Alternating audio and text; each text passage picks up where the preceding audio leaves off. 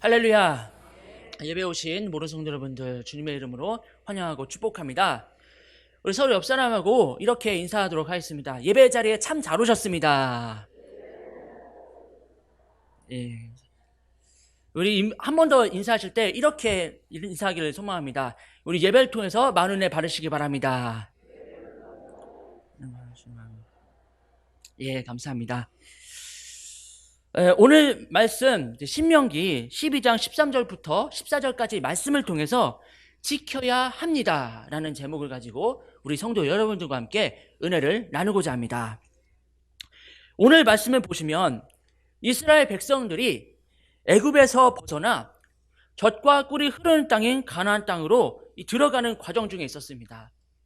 이 가나안 땅으로 들어가는 과정 속에서 하나님께서는 그들이 반드시 지켜야 할 것들을 가르쳐 주셨습니다. 그리고 그것들을 지켜야 한다고 명령하셨습니다. 이렇게 지켜야 할 것들을 성경에서는 율법과 계명이라고 이렇게 합니다. 모세가 이제 시내산에서 받은 그 10계명은 그 10계명은 바로 계명입니다. 안식일을 기억하여 거룩히 지키라고 명령하셨으니 안식일을 지키는 것도 계명입니다. 온전한 11조를 하라 명령하셨으니 11조를 드리는 것도 계명입니다. 오늘 말씀을 다루게 될 신명기는 바로 이 율법과 계명들을 기록한 아주 중요한 책입니다. 하나님께서는 신명기를 통해서 매우 구체적으로 그리고 아주 상세하게 가나안 땅에 들어가서 지켜야 할 것들을 모세를 통해서 기록하게 하셨습니다. 그래서 신명기를 통해서 우리는 하나님이 무엇을 지켜야 한다라고 말씀하시는가를 알게 된 것입니다. 그리고 왜 그런 것들을 지키라라고 하셨는가를 연구하는 그 학문이 바로 신학입니다. 어떤 분들은 이렇게 생각합니다. 한 세상 살다가 떠나면 그만인데 지킬 게 뭐 있을까? 내 기분대로 내 마음대로 자유롭게 살다가 죽으면 그만이지. 하지만 그렇지가 않습니다. 살면서 우리에게 주어진 자유가 너무나 소중하고 또 마음껏 불편 없이 살아야 되기 때문에 역설적으로 주장하면은 더욱더 지켜야 할 것들은 지켜야 됩니다. 영이 무너지면은 생각과 마음이 무너지는 것은 시간 문제입니다. 그래서 하나님께서는 사랑하는 믿음의 백성들이 그리고 믿음의 자녀들이 영적으로 무너지지 않도록 신명기를 통해서 지켜야 할 것들을 우리에게 말씀하시는 것입니다. 따라서 우리는 하나님의 말씀을 생명처럼 소중하게 그리고 귀하게 여기면서 살아갈 줄로 믿습니다. 말씀의 울타리를 자꾸 벗어나서 이게 자유라고 이렇게 외치면은 어느 순간 모든 것이 한꺼번에 와르르 무너져 버릴 수 있음을 알아야 합니다. 예를 들어 보겠습니다. 이 세상에는 반드시 지켜야 할 규칙들이 있고요. 지켜야 할 법들이 있는데요. 근데 그 규칙들이 무너지거나 그리고 어느 그런 법이 무너진다면은 시스템뿐만 아니라 모든 것이 한꺼번에 붕괴되어 버리는 거예요. 여러분 댐 아시죠? 댐은 어떤 역할을 할까요? 이 댐은 물을 저장하고 이렇게 효과적으로 이제 사용하고 조절하도록 유용한 수단이 바로 댐입니다. 그래서 댐이 튼튼하면 튼튼할수록 정말 안전하게 잘 돌아가고 관리가 되는데 그 댐 중에 조그만 그 미세한 균열이 가면은 그 균열 때문에 이렇게 서서히 갈라지기 시작하면서 댐이 이렇게 망가져 버려요. 그렇게 망가지게 되면은 그 댐 밑에 사는 사람들은 어떻게 될까요? 그 물에 휩쓸려서 죽게 되는 거예요. 그리고 그 유용한 물은 오히려 사람들에게 피해를 주는 무서운 수단으로 변하는 겁니다. 그래서 댐을 잘 관리하고 보살피는 것은 매우 중요합니다. 그러기 위해서는 댐을 지키는 분들, 댐을 관리하시는 분들이 항상 철저하게 관리해야 되겠죠. 왜냐하면은 물을 조절해야 하는 댐도 필요하고 그리고 댐 아래 사는 사람들도 이렇게 평화롭고 행복하게 잘 살아야 되기 때문입니다. 이제 산의 숲은 어떤 역할을 할까요? 산의 숲은 산소를 공급해주고 이산화탄소를 줄여줍니다. 그리고 더러운 공기를 정화시켜주는데 매우 효과적입니다. 이 산은 수많은 나무가 이렇게 뿌리로 흙을 그물처럼 움켜쥐고 있습니다. 그래서 비가 오게 될 경우 흙이 빗물에 휩쓸려 가지 못하도록 이렇게 잡아주고 있기 때문에 흙이 빗물에 휩쓸려 가지 않는 것입니다. 또한 엄청난 양의 그 비가 쏟아지면은 그 빗물을 흡수해주고 분산시키는 효과로 인해서 홍수가 나는 것을 막아줍니다. 뿐만 아니라 산에서 얻을 수 있는 것들은 너무나 많기 때문에 산이 가져다주는 복이 많습니다. 그러나 산의 숲은 불에 오히려 취약합니다. 그렇기에 산에 올라가게 될 경우 무조건 불을 사용하지 못하도록 금하게 되어 있어요. 그래서 혹시 성도 여러분들 중에 산에 가시는 분들도 이렇게 계시다면은, 그리고 산에 갈 기회가 생기게 된다면은 제가 몇 가지 주의사항을 당부드리도록 하겠습니다.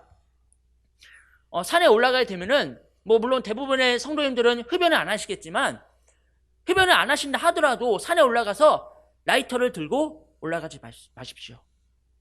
그리고 산에서 취사를 해서는 더더욱 안 됩니다. 왜냐하면은 이 불을 조심스럽게 다루면 모를까, 만약에 그 불을 잘못 사용하게 되면은 그 작은 불씨가 그 산으로 이렇게 번져나가서, 산으로 계속 번져나가서 나중에 산불이 됩니다.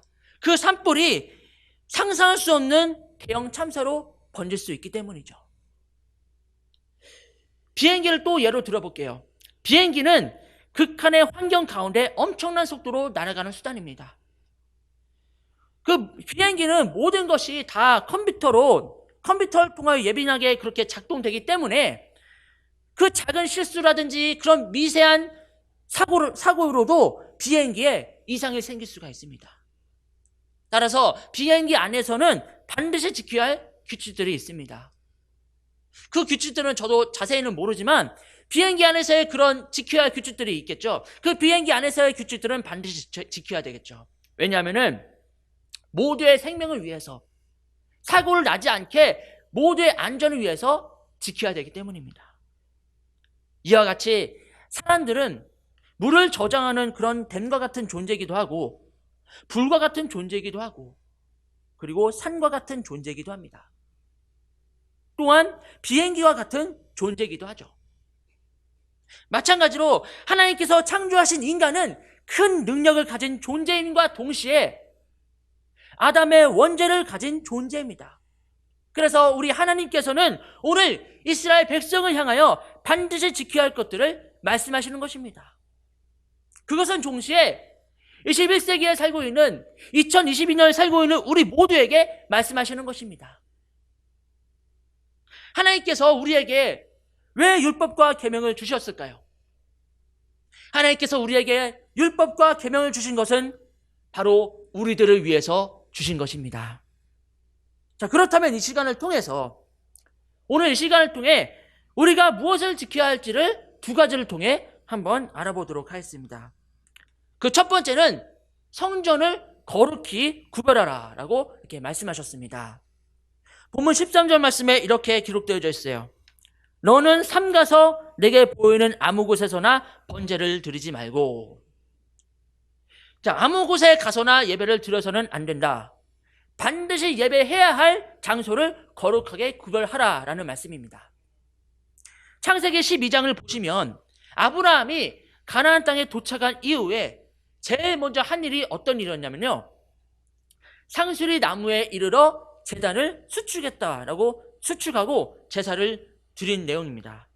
이 제단을 수축했다라는 의미는 마음을 다하여 제단을 쌓아서 세웠다라는 의미예요.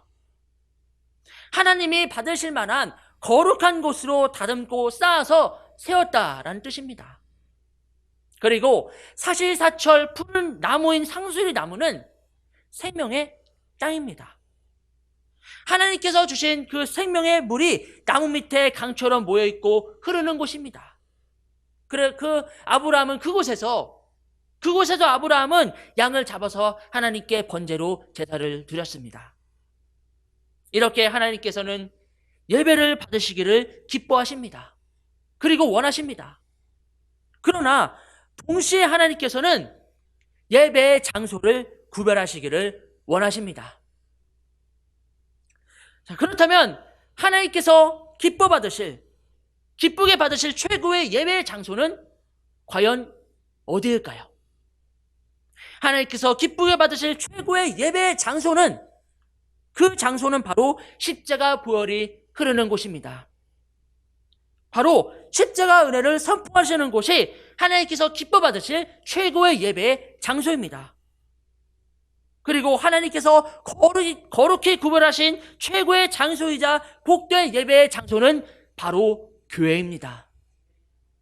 우리는 하나님 앞에 예수님의 그 십자가 구속의 은혜를 통하여 참된 예배의 복된 장소를 은혜의 선물로 우리는 받은 것입니다. 여기 경외교회는 최고의 복된 예배의 장소입니다. 그러므로 하나님께서 여러분에게 베풀어 주신 성전임을 늘 기억하면서 사시기를 바랍니다. 그것을 알고 기뻐함으로 하나님께 전심을 다해서 예배를 드릴 때 여러분은 성전을 거룩히 구별하는 성도인 것입니다. 그러므로 여기 계신 우리 성도 여러분 모두 다 날마다 성전을 기뻐하고 그리고 주님 앞에 전심을 다하여 예배를 드리는 여러분이 되시기를 주님의 이름으로 축원합니다. 자, 그런데 이제 이스라엘 백성들은 이제 애굽의 지배를 받다 보니까 이제 430년간 이제 애굽의 지배를 받다 보니까 오랫동안 애굽의 우상 문화에 익숙해져 있었어요. 그래서 우상적인 모양만 보이면 그곳으로 갑니다. 그리고 그곳에다가 제사를 지냅니다. 그들은 그곳에서 하나님께 제사를 지냈다라고 생각합니다. 그러니 그 모습을 보시는 하나님께서는 얼마나 답답하셨을까요? 그래서 13절 말씀과 같이 내게 보이는 아무 곳에서나 번제를 드리지 말라라고 말씀하신 것이죠. 너희가 나에게 제사를 드린다고는 하지만 그 모습은 마치 우상에게 제사를 지내는 것과 같다. 그래서 아무 곳에서나 제사하지 말라라고 말씀하신 것이죠. 다시 말하면 우상에게 가서 번제를 드리지 말라라는 말씀이에요. 이 명령은 어떤 말씀과 연결되어 있냐면요. 여러분 십계명 아시죠? 이 성경책 뒤에 보시면 십계명이 이제 보일 텐데요. 이 십계명의 첫 번째 계명에 이렇게 적혀져 있습니다. 십계명 첫 번째 계명에 너는 나 외에는 다른 신들을 내게 두지 말라. 너는 나 외에는 다른 신들을 내게 두지 말라라는 십계명의 첫 번째 계명과 연결되어 있습니다. 다시 말해서 다른 신들을 섬기지도 말고 다른 신들을 생각하지도 말고 다른 신들에 대해서조차도 경배하지 말라라는 하나님의 명령입니다. 하나님께서 이스라엘 백성에게 내리신 명령은 바로 오늘 본문 13절 말씀과 같습니다. 13절 말씀 다시 보시겠습니다. 너는 삼가서 내게 보이는 아무 곳에서나 번제를 드리지 말고, 즉 이방 신들을 섬기는 곳에서 번제를 드리지 말라라는 뜻입니다. 그리고 이 말씀은 주님 앞에 온전한 예배를 드려야 한다는 뜻입니다. 온전한 예배는 무엇일까요? 온전한 예배는 그리스도의 보혈의 은총이 있는 곳입니다. 바로 교회에서 드리는 예배가 참된 예배며 복된 예배인 줄로 믿습니다. 그리고 두 번째는요, 하나님이 기름 부어 세우신 제사장의 인도를 따라 제사해야 함을 말씀하십니다. 신명기 12장 14절 말씀에 이렇게 기록되어 있어요. 오직 너희의 한 지파 중에 여호와께서 택하실 그곳에서 번제를 드리고 또 내가 내게 명령한 모든 것을 거기서 행할지니라. 하나님께서 이제 이스라엘 여러 지파들이 있는데 그 지파 중에 레위 지파에게만 제사를 주관하는 영적인 권세를 주셨어요. 무슨 일이든지 이제 그 일을 10년 이상을 하면은 그 분야의 전문가가 된다고 하는데요. 이스라엘 지파 중에 레위 지파는 조상 대대로 하나님께 제사를 드리는 사역을 잘 감당했던 지파였어요. 그래서 레위 지파 사람들은 유전적으로 하나님을 경외하는 경외심이 다른 지파에 비해 더욱더 강력했을 것입니다. 그리고 그들은 하나님께 제사를 드리는 사역에 있어서는 영적인 전문가라고 볼 수 있어요. 하나님께서는 이렇게 아무에게나 그 제사의 거룩한 사역을 맡기시지 않으십니다. 반드시 거룩하게 구별된 경건한 영혼의 사람에게 제사의 중요한 사역을 맡기시는 겁니다. 왜냐하면 예배가 무너지면 모든 것이 무너지기 때문이죠. 그래서 하나님께서는 아무 사람이나 제사를 주관한다고 그곳에 가서 제사하지 말라라고 말씀하시는 것입니다. 따라서 하나님으로부터 기름 부음을 받은 제사장이 있다는 것은 곧 가정의 복이요, 그리고 사회의 복이요, 그리고 나라의 복인 것입니다. 만약에 하나님의 백성들이 하나님의 자녀임에도 불구하고 이렇게 점을 보는 곳에 가서, 아니면 그 타로 보는 곳에 가서 이제 무당에게 오늘의 운세가 어떻게 되나요? 그리고 궁합이라든지 사주 이런 것을 이렇게 해달라고 하고, 그리고 또 무당이 주관하는 제사에 이렇게 참여하고, 그리고 무당이 주는 이상한 거, 그 대표적인 게 부적인데, 그 이상한 그 부적을 가지고 와서 이렇게 집에 붙여놓는다면은 어찌 그분이 하나님의 백성이고 하나님의 사람이겠습니까? 하나님의 사람은 하나님을 섬기는 영적인 정체성이 분명해야 합니다. 그래야 내 안에, 나의 심령에 하나님의 은혜와 축복이 임합니다. 그리고 은혜와 축복이 임하고 동시에 주님의 말씀 앞에서 복된 변화의 삶을 경험하면서 살게 됩니다. 하나님의 백성이 종교와 문화는 서로 다르니까 상관없다라고 하면서 이렇게 운세라든지 그런 토점 비결 같은 것을 절대로 이렇게 봐서는 안 되겠죠? 여러분, 지금 11월이죠? 이제 2022년이 이제 얼마 안 남았어요. 이제 한 달 지나면 이제 2023년인데, 2022년에서 2023년으로 넘어갈 때 반드시 드리는 예배가 송구영신 예배죠. 이 송구영신 예배는 어떤 예배냐면은, 내가 2022년을 어떻게 보냈을까? 내가 하나님 앞에 어떻게 잘한 일, 그리고 내가 살면서 부족한 일이 무엇일까라고 이렇게 묵상하고, 그리고 내년 2023년 내가 하나님 앞에 이렇게 지내야 되겠다, 내가 하나님 앞에 이렇게 결단해야 되겠다라고 이렇게 결단하며 나아가는 예배가 바로 송구영신 예배입니다. 그런데 어떤 분은 하나님의 은혜 안에서 한 해를 보내고 한 해를 맞이하는 송구영신 예배를 안 드리고 해돋이 간다고 이렇게 동해안으로 가는 분들도 간혹 있어요. 그래서 왜 해돋이를 갈까라는 그 이유를 물어보면은 대부분 다 이래요. 한 해 좋은 기운을 받기 위해서 이렇게 간다고 합니다. 물론 개인의 성향에 따라서 해돋이도 중요하다고 생각하시겠지만, 가장 중요한 것은, 우리가 하나님의 백성으로서, 하나님의 자녀로서 가장 중요한 것은 바로 하나님 앞에 예배를 드리는 것입니다. 하나님께서는 기름 부음 받은 목사님을 통하여 인도되는 그 예배를 통하여 영광을 받으시고, 은혜와 복을 목사님을 통하여 선포하시는 것입니다. 이처럼 하나님께서는 성전을 거룩히 구별하시듯이 제사장도 거룩히 구별하시는 것입니다. 예수 그리스도께서는 영원한 대제사장으로 이 땅에 오셨습니다. 그리스도께서는 제자인 사도들에게 예배를 인도할 수 있는 권세를 주셨습니다. 뿐만 아니라 제자들에게 축복을 선포하는 권세도 주셨습니다.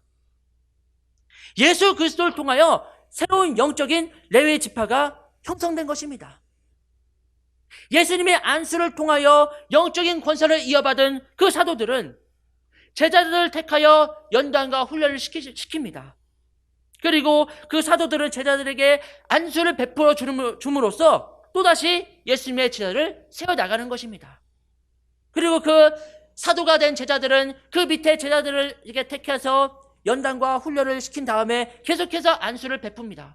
그러면서 그 밑으로 계속 이어져 나갑니다.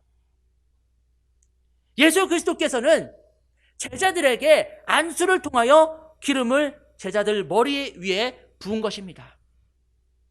예수님의 기름 부음의 사역은 현재까지도 계속해서 이어져 내려오고 있는 것이죠. 여러분, 지금 감사절 특별 새벽기도회가 지금 2주차에 접어들고 있는데요. 그 특세 일부 예배 끝나면 반드시 담임 목사님께서 이 안수하시는 분들의 머리 위에 이렇게 안수를 하시잖아요. 그 목사님께서 여러분의 머리에 안수하시는 것은 바로 예수님의 안수하심과 같은 것입니다. 하나님께서 이스라엘 백성을 향하여 아무에게나 이렇게 이렇게 제사를 맡겨서는 안 된다라고 하셨습니다.